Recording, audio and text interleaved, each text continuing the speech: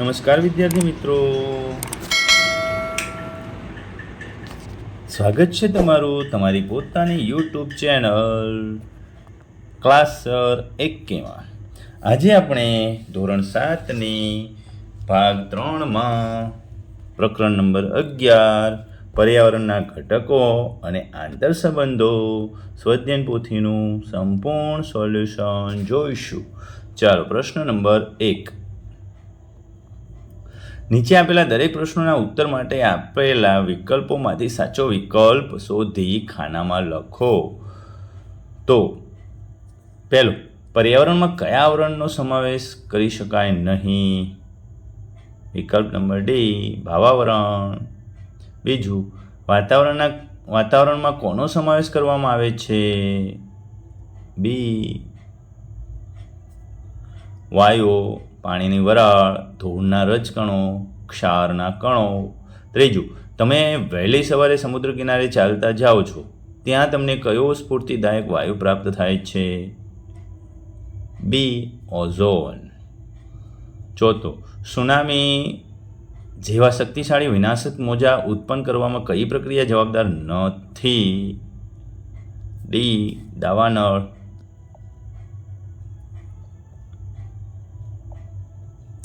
પાંચમું, ધ્રુવ પ્રદેશથી વહેતા સમુદ્રના પ્રવાહ માટે નીચેનામાંથી કયું વિધાન સાચું છે? વિકલ્પ બી, ધ્રુવ પ્રદેશથી વિષુવવૃત્ત તરફ વહે છે. છઠ્ઠું, 10થી 11 કિલોમીટર જેટલી ઊંડી ખીણ કયા મહાસાગરમાં આવેલી છે? એ, પેસિફિક મહાસાગરમાં. સાતમું, બે ભરતી એ ઓટ વચ્ચેનો સમયગાળો આશરે કેટલો હોય છે? વિકલ્પ એ, 12.25 કલાક.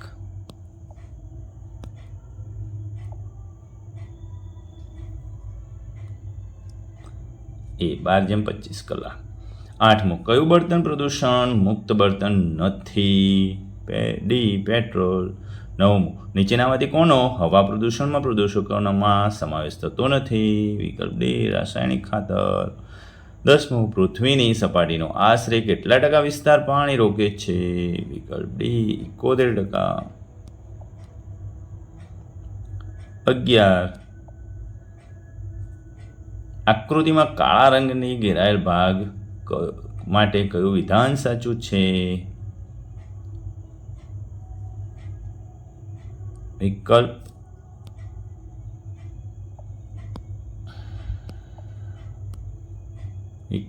બી. શું આપ્યું છે? તો કે બીજું અને ત્રીજું બે સાચા છે, કે તે જલાવરણ દ્વારા રોકાયેલ વિસ્તાર છે, તે 71% ભાગ રોકે છે. પ્રશ્ન નંબર 2 એ, યોગ્ય શબ્દો વડે નીચેના વિધાનોની ખાલી જગ્યા પૂરો. પહેલું, સૂર્યમંડળનો એકમાત્ર એવો ગ્રહ ખાલી જગ્યા છે કે જેને કુદરતી પર્યાવરણની ભેટ મળી છે. પૃથ્વી. બીજું, પૃથ્વીના ઉપરના ઘન પોપડાને ખાલી જગ્યા આવરણ કહેવાય છે, મૃદાવરણ. ત્રીજું, વાતાવરણ સૂર્યના ખાલી જગ્યા કિરણોથી સજીવ સૃષ્ટિનું રક્ષણ કરે છે, પારજાંબલી. ચોથું, સૂર્ય અને ચંદ્રના ગુરુત્વાકર્ષણના કારણે પૃથ્વી પર ખાલી જગ્યા આવે છે, ભરતી ઓટ. પાંચમું, કોલસો, પેટ્રોલ, ડીઝલ વગેરેનો જરૂર પૂરતો જ ઉપયોગ કરવાથી ખાલી જગ્યાનું પ્રદૂષણ ઘટે છે, હવા.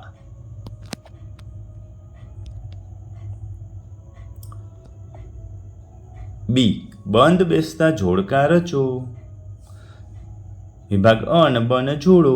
પહેલું, કારખાનાના ધુમાડાના રજકણો શું કરે? તો કે હવાનું પ્રદૂષણ ફેલાવે.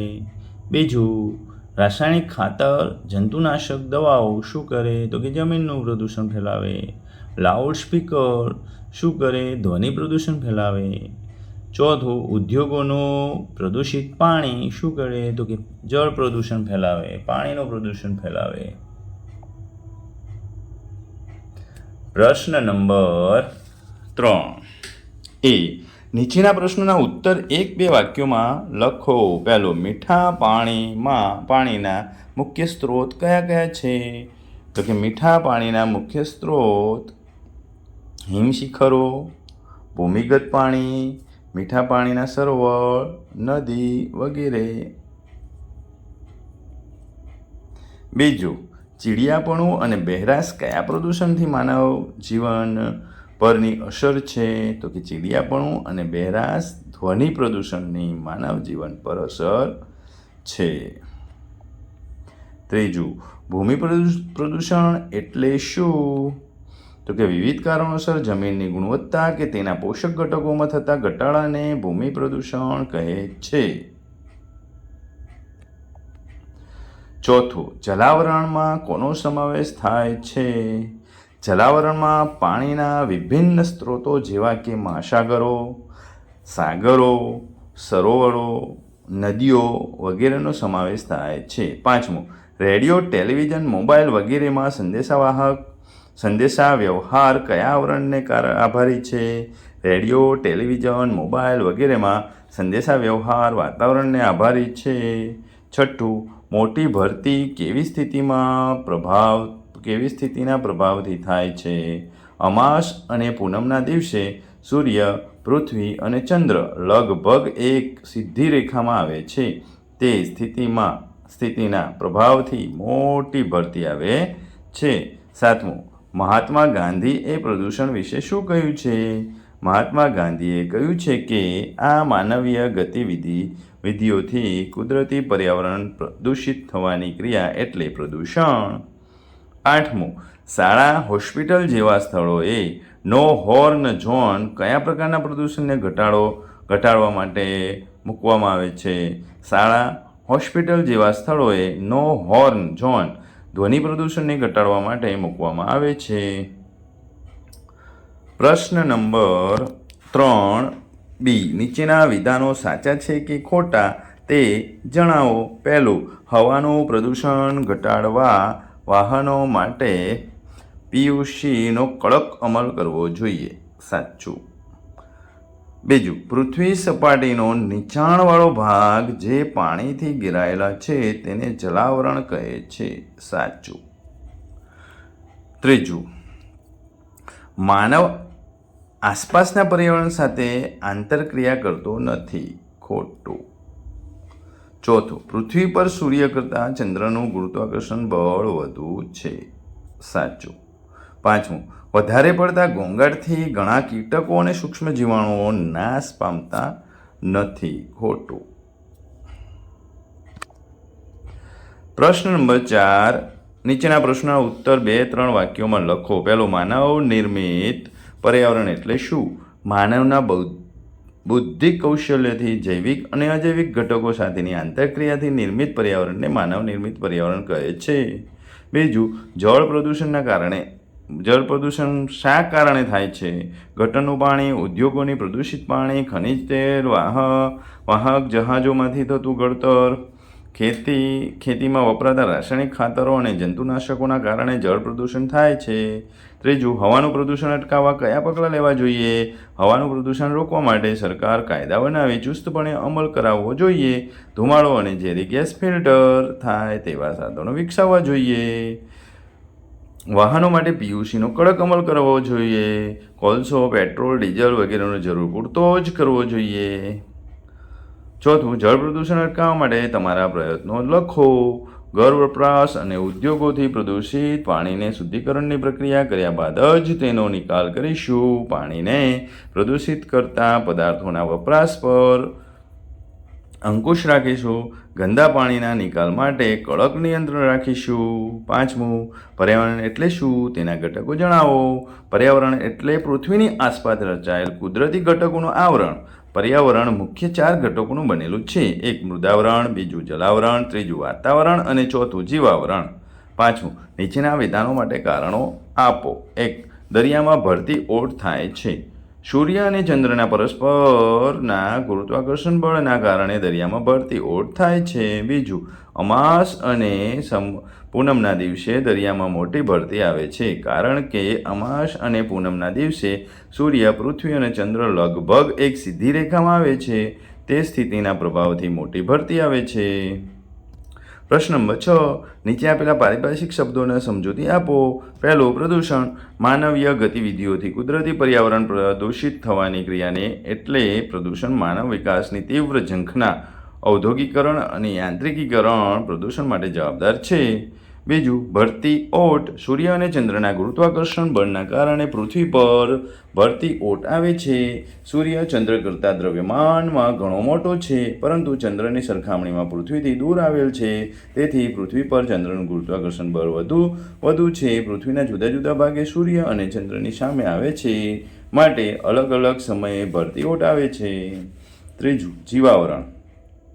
પૃથ્વી પરના મૃદાવરણ, જલાવરણ અને વાતાવરણના જે ભાગોમાં જીવસૃષ્ટિ વ્યાપી છે તેને જીવાવરણ કહે છે. તેમાં વનસ્પતિ, પ્રાણીઓ, જીવજંતુઓ અને માનવોનો સમાવેશ થાય છે. પ્રશ્ન નંબર 7. ટૂંક નોંધ લખો. પહેલું, જમીન પ્રદૂષણ અટકાવવાના ઉપાયો. જંતુનાશક દવાઓ અને રાસાયણિક ખાતરના બદલે જૈવિક અને દેશી ખાતર, લીલો પડવાશનો ઉપયોગ કરવો જોઈએ. જંતુનાશક દવાઓનો મર્યાદિત ઉપયોગ કરવો જોઈએ. ઘન કચરાનું અને પ્લાસ્ટિકનું રિસાયકલિંગ કરીને પુનઃ ઉપયોગ કરવો જોઈએ. ખેતીમાં ટપક અને ફુવારા સિંચાઈ પદ્ધતિનો ઉપયોગ કરવો જોઈએ. બીજું, ધ્વનિ પ્રદૂષણ અટકાવવાના ઉપાયો. સિનેમાઘર, જાહેર સભાગૃહોમાં ધ્વનિશોષક યંત્રો અને પડદા લગાવવા જોઈએ. સામાજિક પ્રસંગ, ઉત્સવો, ઉદ્ઘાટન પ્રસંગો વગેરેમાં બિનજરૂરી ઘોંઘાટ ટાળવો જોઈએ. ઉદ્યોગો, વિમાન મથકોની આસપાસ વધારે વૃક્ષો ઉછેરવા જોઈએ. ઉજવણીના કાર્યક્રમોમાં ફટાકડાનો ઉપયોગ ટાળવો જોઈએ. રેડિયો, ટેલિવિઝન, મોબાઈલ ફોન વગેરેનો અવાજ ધીમો રાખવાની ટેવ પાડવી જોઈએ. યંત્રો અને વાહનોને સમયાંતરે સર્વિસ કરાવવા જોઈએ. શાળા તથા હોસ્પિટલ પાસે નો હોર્નનો કડક અમલ કરાવવો જોઈએ. પ્રશ્ન નંબર 8. માંગ્યા મુજબ પ્રવૃત્તિ કરો. વર્ગીકરણ કરો. ધૂળના રજકણો, ઘન કચરો, ગટરનું પાણી, ઉત્ખનન પ્રવૃત્તિ, જેટ વિમાનનો અવાજ, રાસાયણિક ખાતર, ઉદ્યોગોનું દૂષિત પાણી, ડીજેનો અવાજ, કોલસાના રજકણો, લાઉડસ્પીકર, જહાજોમાં વપરાતું બળતણ, પ્લાસ્ટિક ઉપયોગ, વાહનોનો ધુમાડો.